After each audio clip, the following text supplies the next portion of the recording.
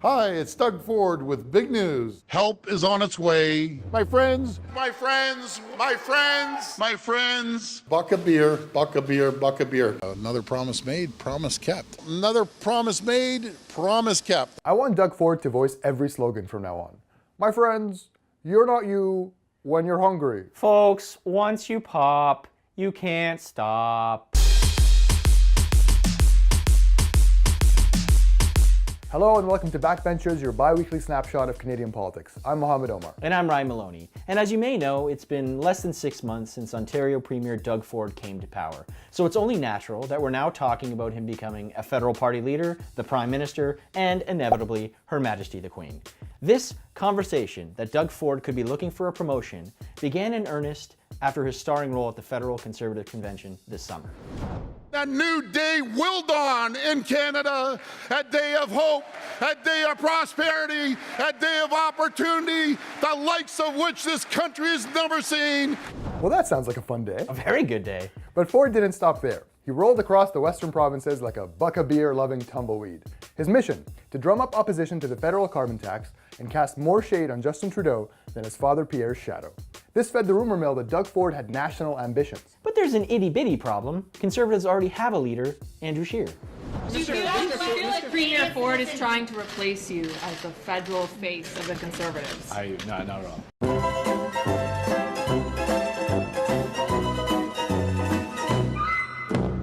Yeah, it's always a good sign when you come out there with the confidence of a fresh prince and everyone's treating you like Carlton. You look like a pirate.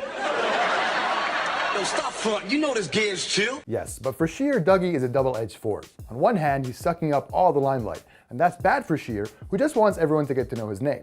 And let's face it, name recognition is important, especially when you're up against someone like Justin Trudeau, whose name is actually the sound a caribou makes when it falls in love. Trudeau, Trudeau, Trudeau. Now on the flip side, Doug Ford has been a staunch Conservative ally targeting Trudeau, not just on the carbon tax, but on asylum seekers, two issues that are going to be very important in the next federal election.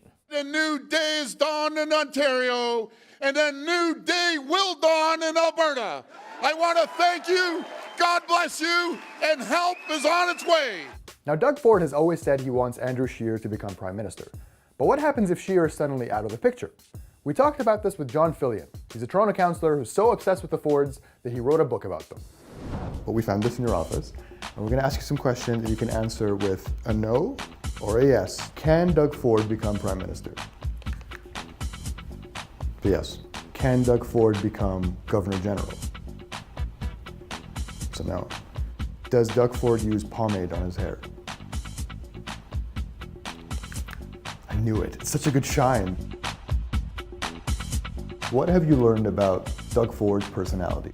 Doug, like his brother Rob, looks very simple on the surface, but is one of the most complicated people you will ever meet. He can be your best friend 1 minute and be punching you out, figuratively speaking, the next. Now that's what I look for in a BFF. Fillion says Ford is always looking for total control, to be the top dog in whatever field he's in. So you think Doug Ford wants to become Prime Minister? Oh, for sure. Unless you can become leader of the world, Prime Minister is probably the point where he would say, okay, I've finally earned the recognition that I deserve and the family deserves. Do you think he could become Prime Minister? Yeah, sure he could. If, say, Andrew Scheer does badly and kind of limps along for a while, and then when the timing is right, Doug moves in for the kill. The kill here being metaphorical, of course. But what does John think about Ford being in an actual rumble? Doug Ford and Justin Trudeau in a boxing match. Who would win? In a real boxing match? I'd pay to see that, but I think Doug Ford, just because he wouldn't go down. Like, Trudeau would certainly score more punches, but Doug would just have to land one. Wow. Doug Ford and me in a boxing match. Who would win? Doug Ford. Okay. Wow, thanks, John. I really thought we were friends. Okay, so Andrew Scheer is the federal Conservative leader for now. But like John said, for Doug Ford, timing is everything. So if the party finds itself looking for a new leader in the future, we might have a real showdown on our hands. And what does Justin Trudeau and the Liberals think about all this? Well, they're pleased as punch. The leader of the opposition is at Queen's Park today, getting his marching orders from Doug Ford on Stephen Harper's failed plan to deal with climate change Liberals want Scheer to be seen as a weak leader and to look like second fiddle to Ford. It's in their best interest if it seems like conservatives are already planning Scheer's political funeral before an election has even taken place. But this Ford Fiesta could backfire real quick. By elevating Ford's national profile, they could be creating a carbon tax-hating Megatron that they're going to have to deal with further down the road. Okay, so Doug Ford isn't your average politician. But is it that crazy to think that a premier wants to become prime minister? You know what, Mo? Let's go on a little Ford expedition and find out.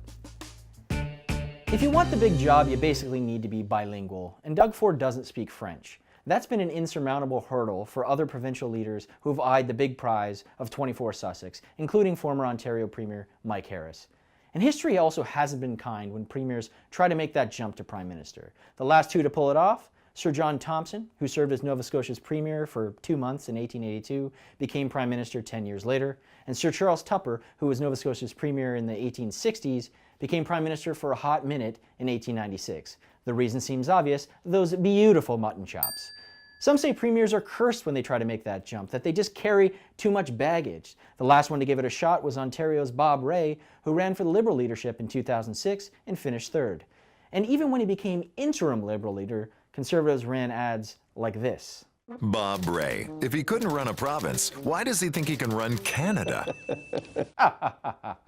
Okay, so even if they speak French and they have a pretty good record, they still need that national profile, which means that they need to hit the road, and they need to be able to drum up support in places like, I don't know, Halifax, or Saskatoon, or Calgary. And of course, it never hurts if you can draw a crowd in Toronto. So you're telling me if Doug Ford starts spending more time outside of Ontario, if he starts speaking French, if he lets those sideburns run wild? You can take it as a sign that he's got bigger fish to fry. Wow, what a cliffhanger. That's our show. Thank you very much for watching. We leave you now with my favorite moment from the last 2 weeks. Young people like the idea of working together. If you were woke, you'd know that pro-rep is lit.